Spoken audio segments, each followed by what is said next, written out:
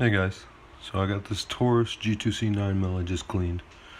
I'm boiling some water because we're going to be dyeing this to this black color. So what you do is you boil some water, put this dye in there, let it come back up to a boil, put your gun in there and you let it sit for a good 15-20 minutes